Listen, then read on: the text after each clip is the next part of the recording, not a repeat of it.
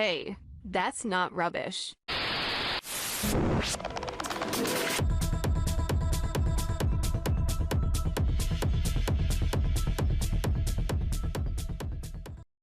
Hey guys, it's Lexi with That's Not Rubbish. And you guys, this is episode 9, and we have our first international guest. We have Ashley Jess Knight here from the UK. Say hey.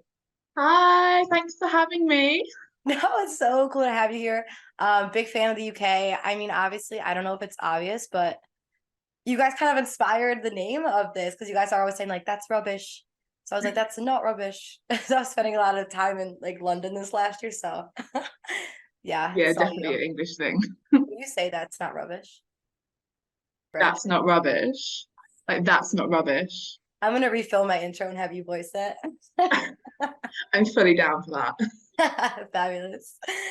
Okay, so before we get into Ashley's brand, Ashley does like the coolest, probably the most nichest thing we've had on the show. She takes these giant, well, actually, I'll let you describe it. I'm just gonna say she does upcycled bridal wear and then let that marinate.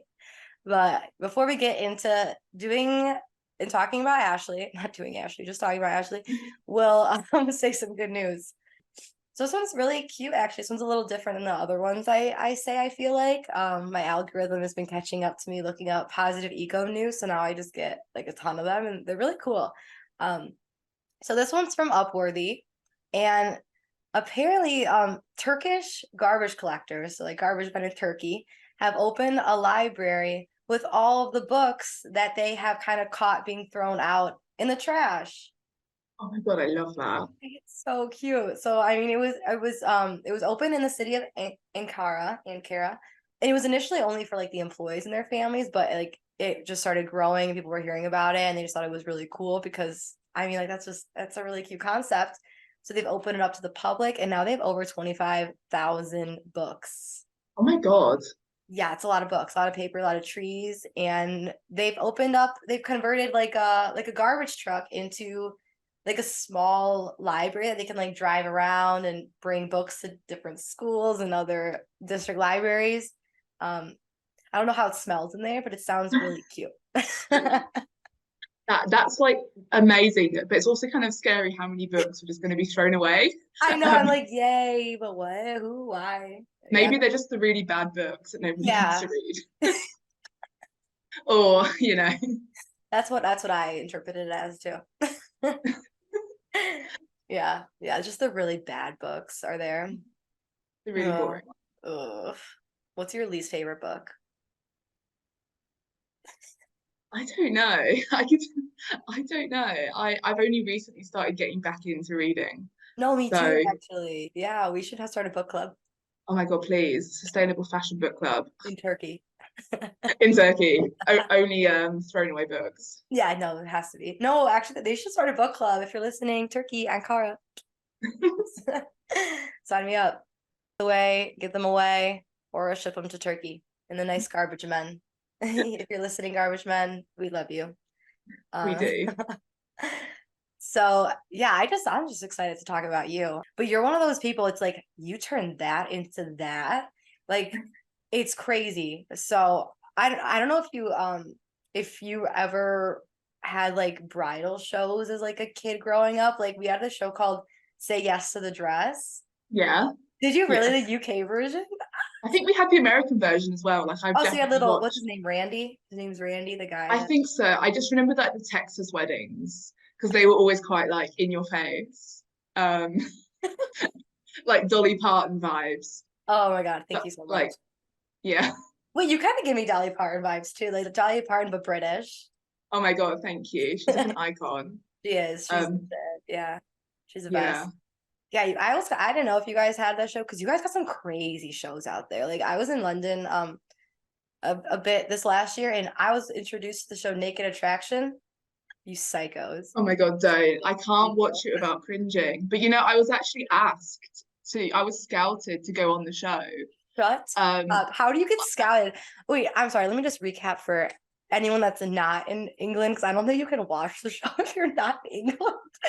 But these British people have lost their minds. I guess you guys have always been kind of like this, a little extreme, which is why I like it. I like you guys. Um, but it's like a dating show where they'll have like one contestant, like one person is looking for love, looking for their next person, and they'll have like 3 or 4, I don't remember, like up to how many people do It's they have? 4. 4 people, and they're butt naked in like this tube, and slowly, first you only see their feet, but slowly they lift up like the cover and they reveal like the genitals first. And it's like, and they'll talk about, they're like, "No, guys, I'm talking bare genitals. Like, I'm not talking like a nude thong on. Like, I'm talking like pubes, piercings, and all." And they'll like go around and they'll compare. They'll be like, "Yeah, I quite like the look of that bush." Or it's like, and it's like, "Yeah, I love a good piercing." Like, it's, oh my God, it's crazy. So yeah, it's a naked dating show. They show everything. Like, nothing is pixelated, and it's normal for you guys to like watch that growing up. I think it's kind of cool because it makes like sexuality seem like normal, and like they show like normal bodies.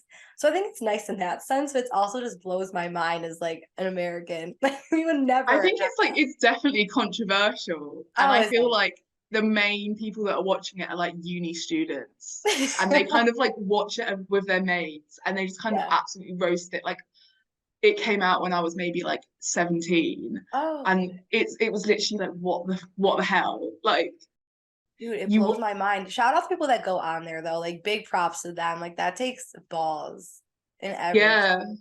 Because Yeah. like I was on Instagram one day, and I got this message in my DMs being like, "Hey, I'm a recruiter for whatever channel it's on. We're doing like a special episode of like colorful, quirky people. Sorry if you're in a relationship, but do you want to be on the show?" And I was like, "Absolutely not. Like, I will become an internet meme, and no." God, that's so funny. They just go around asking people if they are down to be naked on the show. Oh my Yeah, God. No, hey, would you want to be naked on my colorful and quirky naked attractions? actually crazy. Oh, you should have done it. Well, whatever. Yeah, maybe. Okay, you guys are hilarious. I could honestly talk about the UK all day long. I love it. I want to go back to London soon. Okay, one thing I did notice when I was over there, have you guys noticed that you guys start every single sentence with either "to be fair" or "not trying to be funny"? Yes. Yeah, I think we're like, I think we're so polite that we're Uh-huh. just kind of like cushioning any blow that we might um give. It's That's true. like, But it's also yeah. like the basicest things. Like, "I'm hungry." It's like, "To be fair, I'm a little peckish." And it's just like, just say you're hungry, bro. Like, you're not, it's fair. Yeah, I do you started know doing what? it though, to be fair. To be fair, I mean, yeah. Yeah. I just kind of assume that everybody does it. So the Mm-mm. fact that you've highlighted that, I'm like, oh my God. I know. Um, When I said it my to my brain's British friends over there, they're like, "What?" Like, mind blow. Like, they're like, "You're so right." But I think you guys, most of the things you guys say are, I think you guys win. You guys are better at choosing your words than us. Yeah, we could quite literally talk about the UK all day. I could, but let's talk about you and what you do. You make sweaters, you make bows, you're a big vest girl. What do you big love best friend. about the vest? Okay, yeah, sorry. Let's talk one more thing about the British. You guys definitely don't call it a vest, do you? No, it's called a waistcoat. What? A waistcoat. A waistcoat. So yeah, so if it's a jacket without sleeves, it's a waistcoat because it just covers your torso, like your waist area. Um, That's a good point. You should call the I jacket use the waist and arm coat. yeah. I mean, I love sleeves, but I just really like waistcoats. Do you wear a lot of Um, waistcoats in your daily life? no, No. I Just- just really like making them. No, there is actually like a reason that I make waistcoats Let's hear is it. because the main purpose of the jackets, like the original idea, was that they go on top of your wedding dress. So usually, especially like the ones that I kind of like the vintage ones I save, like the 80s and 90s, the 70s, they've got like amazing sleeves. So I was like, why am I using fabric? Why am I putting all this like resources into creating sleeves when there's already like so many amazing ones out there on wedding dresses? So you kind of just layer them over sleeves. Uh, And yeah, So that are was you the someone that has like thought a lot about like their wedding? Like you're like a little girl, you're like, oh, I can't wait to get married one day. Like I'm gonna have a puffy sleeve dress and a vest or a waistcoat. Yeah, I think Cute. growing up, it was never like in my psyche. And then I just, I know what I want for my wedding. Oh, And it's going to be fun. It's going to be colorful. It's like if Cyndi Lauper and Madonna got married, like that kind of aesthetic. wait, scratch Um, everything I said about, I don't know who I said you looked like, but you are Cyndi Lauper. You're not Dolly Parton, you're Cyndi Lauper. That's perfect. Thank you. I do get that quite a lot. Yeah, that was a good one. That's funny. So like so you like the puffy 90s kind of wedding dress style, like the puffy Yeah. sleeves. Yeah, I definitely noticed that when I looked at your account is that you have a very 90s aesthetic, like within your color palette, even like the fuchsias and like the aqua, I feel like is very honestly it's kind of Barbie, like Barbie and Ken almost. Like you're giving Barbie Yeah, bridal. well, I love it. yeah, literally, like, I Yeah. literally, like, we always joke in my studio. It's just like we're just making Barbie wedding dresses. Um, You like I are. really should have done more on social media with the whole film coming out, but I listen to that every morning, that Barbie playlist, but it's okay. I could talk about it all day too.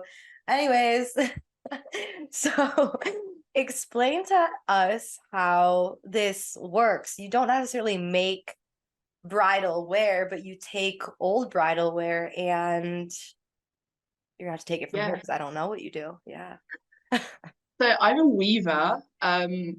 So do you want me to like, so basically I create fabrics. So I have a loom and I set up a loom so it's full of thousands of ends of like cotton threads, like sewing threads, and they're wound onto a loom and they are like mathematically threaded up. And then I create fabrics from scratch. And then what I do is I work with wedding dresses that are like, or event wear or whatever really, and that's completely like can't be resold. And I like turn it into my own yarns, and then I weave whole new fabrics from it. Um, What? How? So these like event wear, you're talking like quinceañera, prom, wedding, they're like big poofier dresses. How do you get like a really big dress to become so itty bitty? Like how do you it literally I cannot wrap my brain around it. it's like the really big dresses about all the layers. You can Yeah, get like, I don't know, maybe 10 meters of fabric, like of new fabric. yeah. They're maybe like 50, like half a meter, 40 centimeters wide, and they're like rewoven. Um, but yeah, so I will like literally take a wedding dress and I will like unpick like the bodice from the skirt and then take each individual layer apart.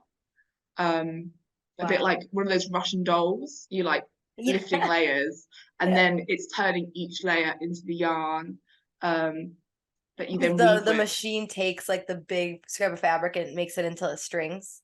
Yeah, no, I do it all by Okay. hand. Like it's literally all What? You do that me and a your pair of hand? scissors. Yeah, like literally everything's by hand, apart from the loom itself, which It is seems like, literally physically impossible for a human being to create a piece of thread. Like it's so tiny. Like it's yeah. So like you're a those hero. ones are like 2 centimeters wide, maybe like between like 1 and 2 centimeters. Uh, Um, yeah. Otherwise, we have like snappages. oh my God. Yeah, I think you're amazing. I think that is like such a big impact. That's amazing. And so with like say like a medium poof dress, not a mermaid, not a loofah, you get about like 10 sorry, how much thread do you get out of that? Um, I so like a medium dress, I'd say you would get maybe like 2 or 3 dresses, but like the really intense ones with like the trains and like Yeah, layers and layers and layers, you might get like 10 meters of fabric, that's um, amazing. which is maybe like 3 or 4 jackets, Oh, waistcoats. waistcoats Yeah, or jackets. sorry. Yeah. No, I call them jackets, and everyone gets really confused. Yeah, you guys are really particular about what you call things, I feel like. Um but yeah, tell it how did you get into being a weaver? How did you add that to the resume? So I went to uni and I studied like fashion design and then I also did textile designs. It was like a double course kind of. Yeah. And in your second year, you kind of have to choose a pathway. And I thought, I want to do weaving. I'd never heard of it really before I'd gone to uni. And I just love like the tactile nature. And even when I started weaving at uni, I was weaving with just like found objects, like going to nightclubs and taking all like the sparkly, dangly things off the wall and then weaving it up. Um, and I think I did like weaving of like plastic straws. Oh, that's really cool. Like, yeah, like it's the most, you can kind of have the most experimental materials in it. And then I graduated in the middle of the lockdown, like COVID, it wasn't good. And then I applied for a weaving award in London and I won. So there were three of us that won that year, and we get like a funded or like part funded studio in London with like looms and equipment and business coaches. Yeah. That's a big win. You get a studio in London with looms in it. Yeah. So Dude, you there's hit the like jackpot. Yeah, that's crazy. London is not cheap. no, it's not. I've been looking at pictures of like that studio space, and I was gonna ask about it because yeah, it seems like you definitely have to depend on some machinery for all this. You can't exactly fit Yeah. that in your closet, like a sewing machine. Yeah. Yeah, because I've got like a sewing machine and overlocker, but like we've got 4 arm looms, so they're kind of like traditional looms, but then they've kind of got like a tablet integrated on the front, and you kind of put all your mathematics and your patterns, and it will automatically create the patterns, like lift it for you when you pedal. Or we've got like quite traditional ones where everything is by hand. Yeah, that's like really time consuming. I actually can't even like understand this. This is so insane. Yeah, this is very time consuming, but very cool. So your patterns, when you weave them, I've seen you have a lot of very distinct ones. Like they're definitely not all the same. They're very special and unique. How do you plan them out? Do you kind of like see what happens? A little bit of both? How does that work? It's completely a little bit of both. Ooh. So some of my best ones are literally where I kind of like sat. So when you weave, you kind of put a warp on, and once it's on, you have to weave it before you can put anything new on. And I'll just kind of like throw some stuff in there and think, oh, that looks good, and that color against that, and just kind of like testing it. And you kind of come out with like the really crazy ones. Yeah. And then otherwise, I love like Pinterest, but like I love like vintage magazines, like vintage greetings cards are like my big thing at the moment. And Wait, just that's a kind of, really interesting niche. How'd you get into vintage greeting cards? I was in a charity shop with my mum, and I love charity shopping. It's like my favorite hobby. Yeah. And my mum was like, "Oh, they've got like 1980s wedding cards. Like, could you do something with this?" And I was like, "Absolutely yes." Because like vintage printing has like such different colors. It's very different, yeah. And so I bought them and I went and like cut them all up and like restuck them.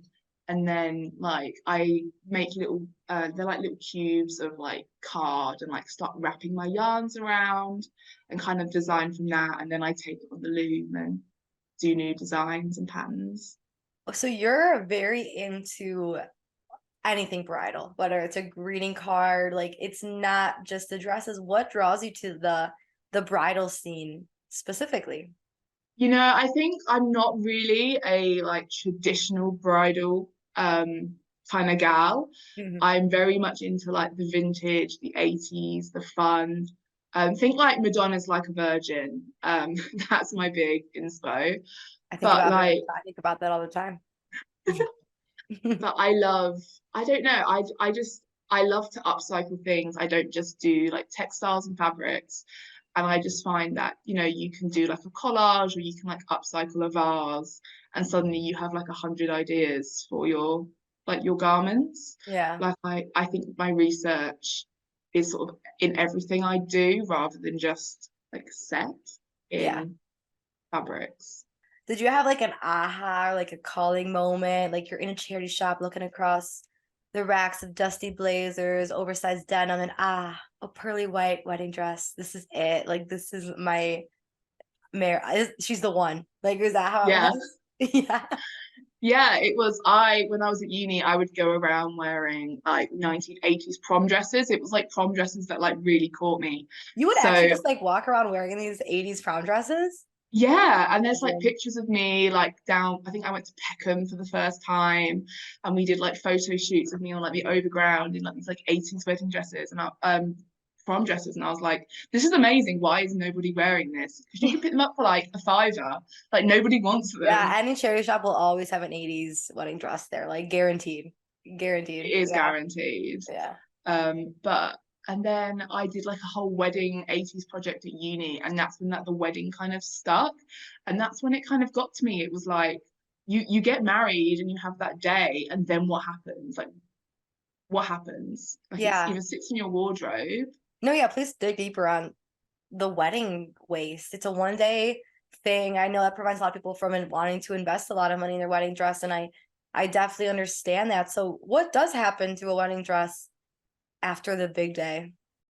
Some people are like super in love and they keep it in their wardrobe, and I think they try it on like every other month. Hmm. And then like, but I think the majority of people do just sort of bundle it up and pop it in the loft. Um, and 9 times out of 10, it gets moth eaten. It gets like those weird sort of damp stains. Hmm. Um, and because they're white, they get damaged so easily. And it's amazing how many like wedding dresses that come to me that have like the brides have had the best time. Like they're covered in mud. Dude, They're I don't covered know in like how mine's gonna survive. Yeah, I don't know how they it's do. it's covered in red wine. And so like the charity shops are getting given loads of wedding dresses because people are like I don't have space for this. Like people's houses are shrinking, Yeah. especially in like cities. So like, but then what can the charity shops do with them when you've got like a heavily stained dress? Like there's not a lot. No. I mean, Um, like, I like even if like you're a little less fortunate and you have to get your wedding dress at a charity shop, like you deserve to have one that's not all stained and ripped up, you know? Like, yeah, so oh, you're doing the right 100%. thing. Yeah. And like I never cut up wedding dresses that are like perfect, like that could be worn again Yeah. because it's so important to have like accessible like wedding dresses for people. Hmm. Um, I deal with like the ones that have got like, yeah, they're pretty trashed. Oh my God. I was But gonna ask you, like, if you're, do you ever like when you're ripping up like these giant dresses, are you ever like, ah? you know, at first I would be like, oh my God, what am I actually doing?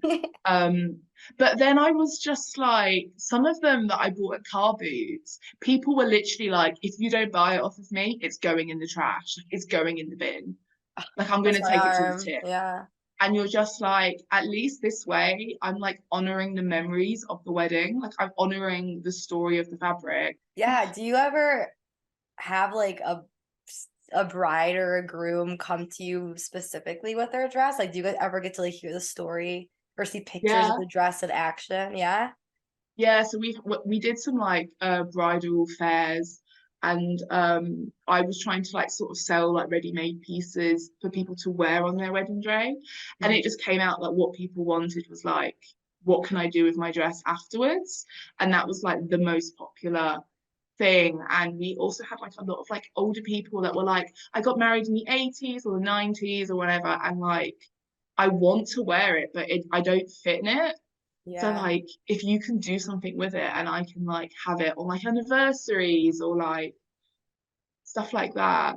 No, I was gonna say, it would be so cool to like start a business where like people, because I know a lot of people don't want to spend a lot of money on wearing like the big day wearing a dress once, and they also have like maybe like a loved one's wedding dress that they want to wear, or like you said, they just want to rewear their dress for like an anniversary, but they kind of want to like modernize it or like give it their own twist. Like it would be so cool if like a designer or there was like a place where you could take these like pre-loved wedding dresses and revamp them. You Yeah. should consider doing that. That'd be really cool.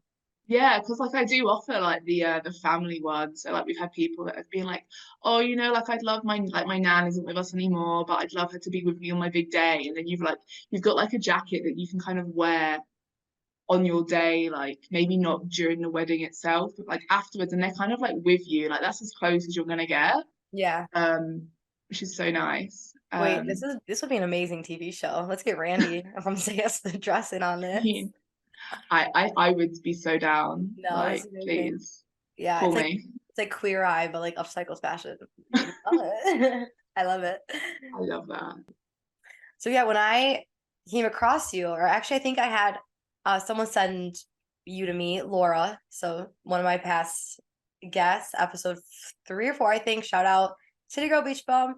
But yeah, she sent me your post. I'll read it. It's the one where you talk about wedding waist, and you said, did you know that in the UK there are over 2,500 or 250,000 weddings a year? Oh my God, I thought it was only 25,000, but it's 250,000 weddings a year. Yeah.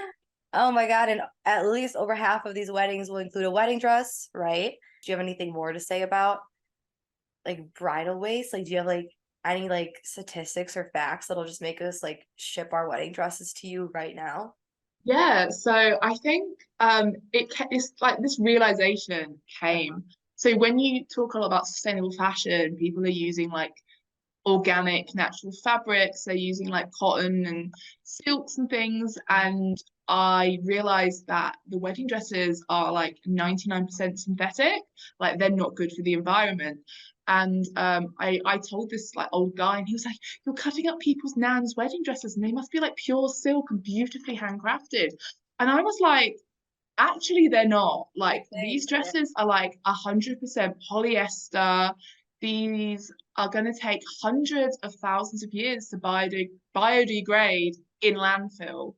Um, Oh, and so organic materials that are going to biodegrade, like they still need to be upcycled because like the processes and that.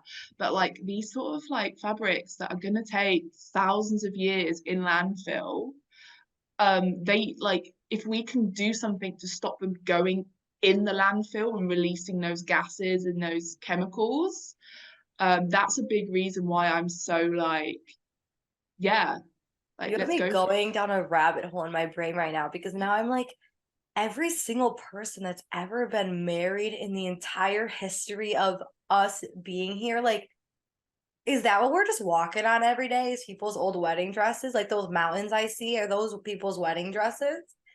Yeah, so do you That's know, do you want to insane. know like the click moment of when I got this idea about upcycling the wedding dresses? Dudes, yeah. Um, it was like Fashion Revolution week, and they kind of like had like an online talk, and they were like, "Oh, you could watch this video," and it was about um all over the world. They kind of like ship our secondhand clothing over to like countries like India, and then they kind of have like the markets or the landfills.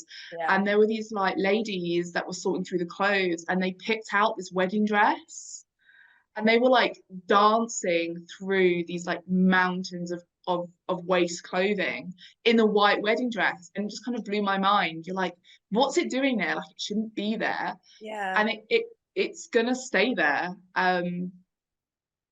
Like I think that this is a really good I'm just thinking back of literally the first episode where we talked about like what like the history of upcycling and how it's kind of changed and all that. But back in the day, like royalty would take they would upcycle most of their dresses because they had like these really nice dresses with like really extravagant, gorgeous, expensive materials, and they really appreciated these materials.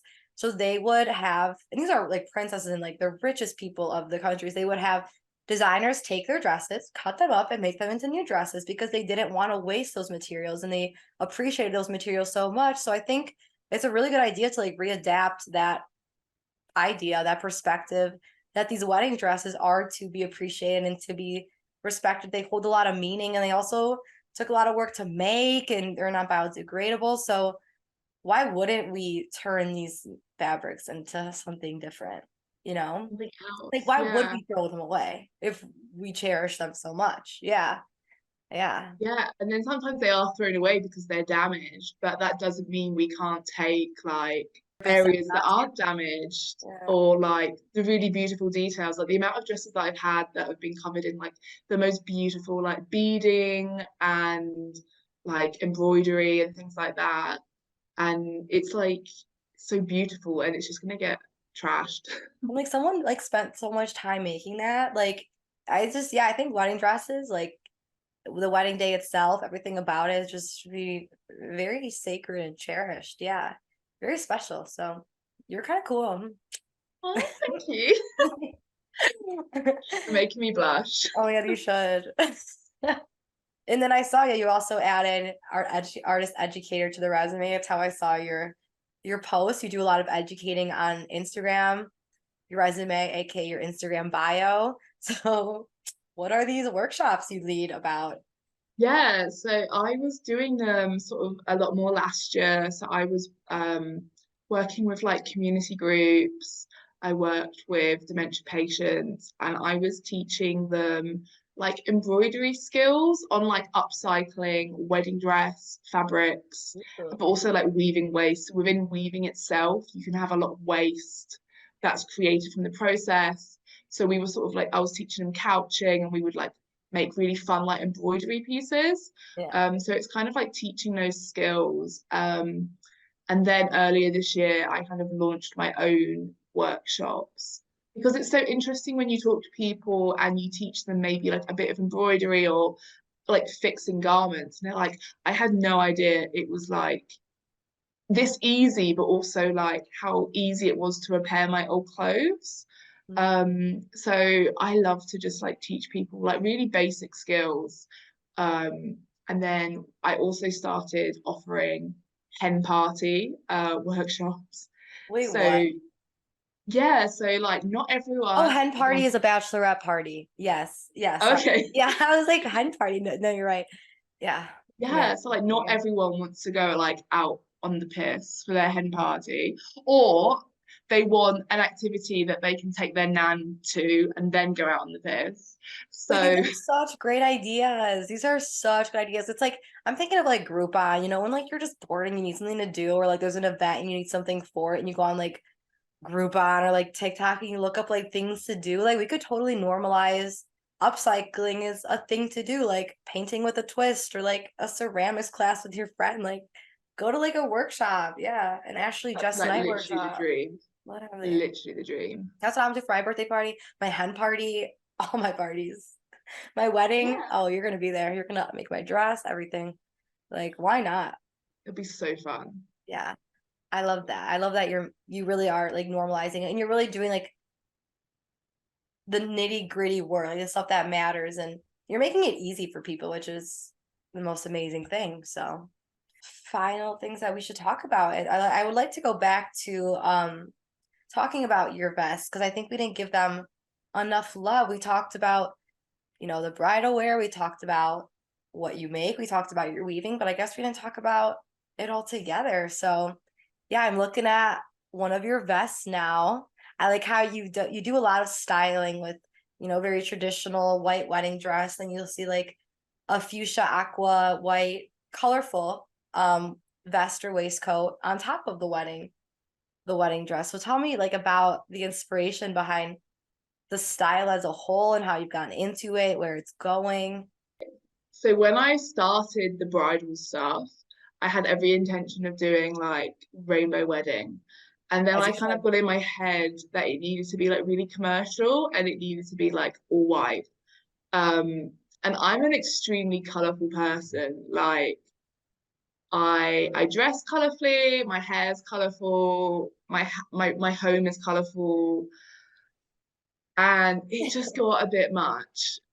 Like being colorful 24/7 and then weaving all white. Identity crisis. It literally was. I was literally like, who am I? And people would come in the room and be like, where's your work? And I'd be like, this What do you one. And they're like, this isn't yours. This is white. And I'm like, surprise. You got me there. Um, and then I was like, right, okay. And went and did like loads of color research and was like, basically Barbie. Like I kind of looked at like Barbie weddings, like those like I had loads of like these like 80s, 90s like invitations and wedding stuff, and they had like all these pinks and these purples and these yellows. And I just think it's so cute. And I'm a big fan of like anything cute. So I was like, we just got to go for these colors and like really run with it. So like this one that I'm with at the moment isn't actually made of wedding dresses. It's made with bridesmaids dresses. That's a really So cool use it's too. Yeah, because there's yeah, more bridesmaids than a bride. yeah. So like Yeah. you could have like 8 bridesmaids and that's 8 dresses. And have you watched that film and it's like 27 dresses and Mm. she's got like a whole closet just full of bridesmaids dresses? Oh my And she God. like collects them from everything she's a That's actually bridesmaid. what I imagine your closet looking like. So much just giant cushion I have a dresses. lot of wedding dresses and it's a bit of a problem. I don't think of it as a problem. I think it is when storage comes into play. Especially in London, yeah, maybe. Yeah. Maybe. Yeah.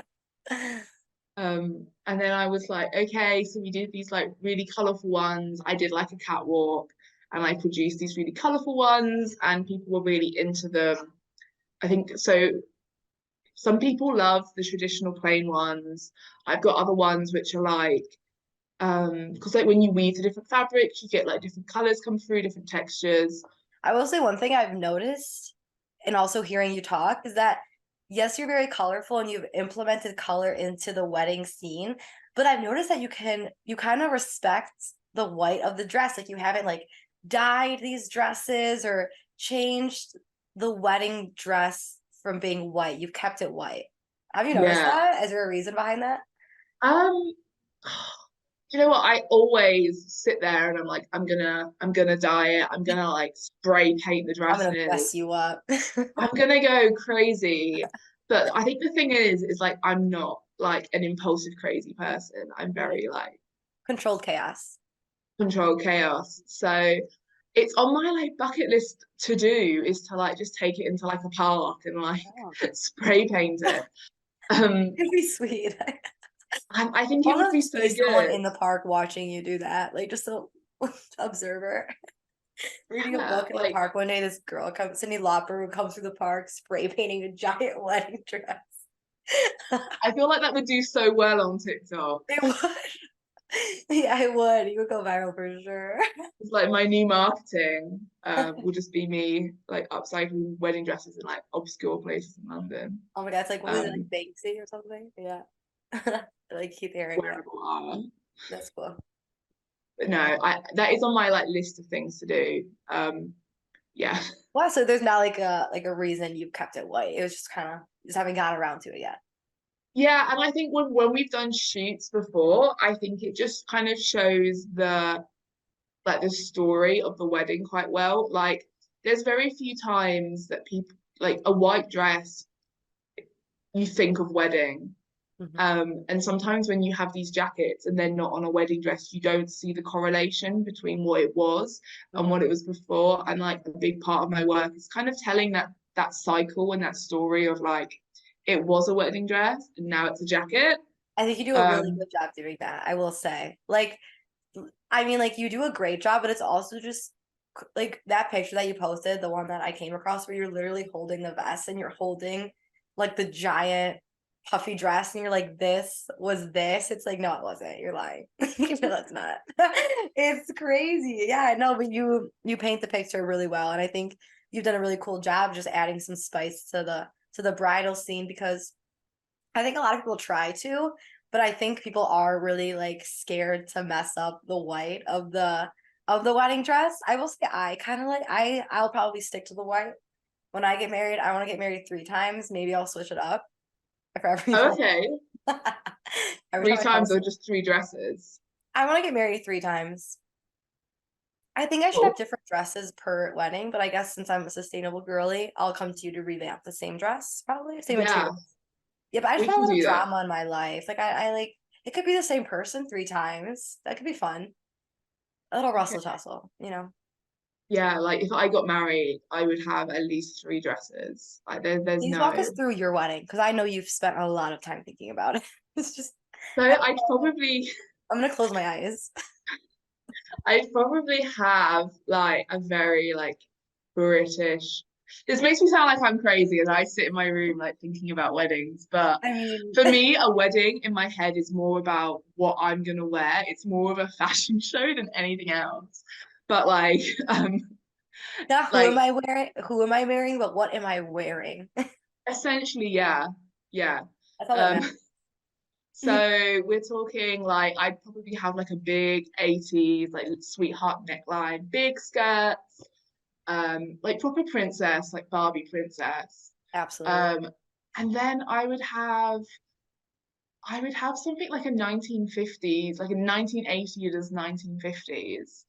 Um, and I don't know if you've ever seen, but like a regular choice do these like high heels. Do you have a regular choice in the USA? No, I don't think so. So they're like the quirkiest shoe brand, and they'll kind of like take a pair of heels and then stick like a sheep on the front, Oh, that's and cool. it will be made of like astroturf and glitter. And Writing this they down. do these like heels that are like um the heels themselves are bride and grooms. They're like dolls, like the Like the heels of the heel is the dolls. doll. Yeah. Keep talking. So obviously I'll have those, and then I'll need a short dress to wear those with. To show And off that would the heel. obviously, Yeah. yeah, and that would obviously be like colourful. Right. Um, Oh, so and you then do I'd want to have, add a little color to your wedding. yeah, Definitely. yeah. Nice. I think I would never have just a white dress. Like it would have to have accents of colour in it. Call me crazy, but I'm gonna go with a wild card. I think you're gonna choose pink. Yeah, Because everything is pink. yeah, yeah. I Pink would and do the same. yellow, I think. Oh, I would do the same. Nice. I Yeah, think, yeah, I think yellow because it's like such a fresh colour. it If you're is. gonna get married, you want like that fresh You gotta get married in the vibes. summer too, then. Or Yeah, I guess. yeah. Yeah. And are you gonna do anything like non-traditional at the wedding? Do you like pretty traditional weddings, like service, party? Or can do like anything crazy like a beach or a destination wedding? Like what are we talking? I honestly would. There's like one particular place in London that I'd love to get married. It's called Moth Club. I don't know if you've ever heard of it. Muff club? Moth Club, like the flutter thing, like moth. Oh my god, And they said muff. I was like, what? I don't know get married at the muff club. oh my God. The moth, like the butterfly. Like Yeah. the butterfly, but it's like a traditional like working men's club, I think. Cool. And then like it's just like a British pub, and then out the back they've got like it's like glitter ceilings. It's like a traditional British pub with like glitter ceilings and sparkles everywhere. And I would just The traditional get British drunk. pub is glittery. Yeah. And just like, yeah, like literally, At like least you fuck got it it. all figured out. Now you just gotta find the one. Are you are Well, you romantic, would you say? no. They're just cutting up No, wedding not at dresses all. all I'm day not, long. you know, if it comes to it, I'll just have to marry myself. You like a pet, like a dog. You could marry a dog. You could marry a dog. No, I don't know. I think like it's fun and games thinking about these things, but you know, Not that fun sometimes. It's really stressful. When you're turning older and older, it's like, oh my God. Dude, like I went on like my first hinge date the other day and I was like, I hadn't even showed up. Like I hadn't even showed up and I was like, oh my God, like what if I like set my eyes on him and I'm like, I'm in love, like this is the man I want to marry. Like I don't want to have that yet. Like that sounds really stressful. To like have that moment where like like I do not looking forward to that moment anytime soon. I've got a lot of friends that are starting to like have that moment. Oof. And they're like, this is the person, and I'm like, okay. Like I'm not gonna manifest it yet, but I'm No. also not gonna like if it happens, it happens. If it doesn't, it doesn't. I have a Like, lot of that. I want to play still. yeah, like I'm happy like being me. Like Yeah. I'm happy to be me with someone else, or I'm happy to be me with like my friends and like You can marry your you know, loom. I'm sure people do that all the time. God, that's so depressing. Like a mannequin. I mean, She's cute. You keep looking at I her. really hope it doesn't come to that. Well, okay. Moving on. Um, Yeah. yeah. So you are always looking for ways to upcycle pre-loved materials. I saw that most recently, I don't know if it was recent, but I noticed that you have these really abstract, beautiful, like rose paintings on woven bridal scraps, which is, I mean, I love the idea because it's a bunch of white bridal dress straps together really makes the perfect canvas. So Yeah. yeah, tell So us it about was those. so like I put a warp on and I had like loads of extra and I was kind of like done with white. And I had like a load of fabric paint, like dyes, and I was just like, I might as well just paint something. And I painted like all these like climbing roses from like a picture from a wedding dress. And then I kind of then wove it with like this underskirt, and it created such a nice effect. Yeah. And I feel like it works really well because not everybody is like into the jackets. Like not everyone can get behind it. Which is cool, but like the artwork's been really popular. Like people are like, yeah, I have Yeah, that in my house. And it doesn't just have to be wedding with that one, I think. no, but could you imagine, like, though, seriously, like, if all those wedding dresses that we were talking about, all that waste, if they were turned into canvases, like, that'd be amazing. How is it kind of hard to make, or is the material of a canvas and like maybe like the underskirt of a wedding dress pretty similar? Like, could it be an alternative realistically, or is it a push? It's still got like the properties of a fabric. Mm-hmm. It's like a very chunky denim. Mm. Um, so, but like I feel like you could just weave it like plain and then paint on top of it. Like that's not like in the weaving community, that's not new. Like I'm not inventing anything. The only thing I'm doing is doing it with the wedding dresses, You need which to get the weaving community out here. Yeah. yeah, Show us your the ways. weavers. Yeah. Yeah, it's like we have like a type of like weaving. It's called ikat, and you kind of like dye areas of your warp in different colors. So it's kind of like a simplified version of that. It's just fun because I can kind of get a bit crazy with the paintings and the colors and Yeah. No, playing just like around. me. I can get way too I'm like, we're definitely maximalists, not minimalists. Oops. Yeah, maximalist all the way. Yeah. Um, Yeah. Minimalism doesn't exist to me. I don't get it. I don't get it. It makes me feel sad inside. Yeah. Yeah, Just go big. But yeah. go Do big you or have go any home. upcoming collections or I guess innovations that you're working on? Yeah, so I just won funding. I just won like a new load of funding. Where are you doing these? Can I sign up for these? So this was like through so where I have my studio, they were kind of running stuff through that, Uh-huh. and I applied, wrote like a business plan and thing and got funding. So I'm hopefully going to be kind of doing stuff on like a larger scale, just Oh, because like weaving is very like physical sometimes or like very time consuming. So I definitely want to sounds like like it. like make my upcycling more accessible for people. That's like the dream. Yeah. So we're working on that. We're doing a non-bridal collection. So we're doing a new section of bridal. Okay. So we're keeping that going. And then we're doing a non-bridal collection, which is like denim based, rave Denim-based based. bridal, you need to tell me when that is out. I need to see it. Yeah. It's not particularly like for bridal wear. It's literally just like upcycled but woven denims and like stuff you can wear at a rave, Uh-huh. stuff like that. And then we're That's doing some other like manufacture stuff, which is like mad. no, I'm so happy for you, Ashley. That's really cool. You're really Thank growing and you're you. very talented. So you hands down deserve it. You put a lot of work into this and you're making a genuine impact. I will say we definitely need you to inspire some people to jump on this bandwagon because I can't even like begin to understand like the difference you're making with saving the bridal waist. It's crazy. I could kiss you. Thank you. So, do you have any like final thoughts you want to say about your collection or bridal waist or weaving in general? I think weaving is a very like underappreciated craft sometimes. It's like a very traditional way of making fabrics, and I think people don't always get like the steps. Like it can take me up to a week to just set up the loom. That's before even like making anything. Wow. Um, so but I also think it's really great in like the upcycling because you really appreciate it more, and it's got like that story and that process.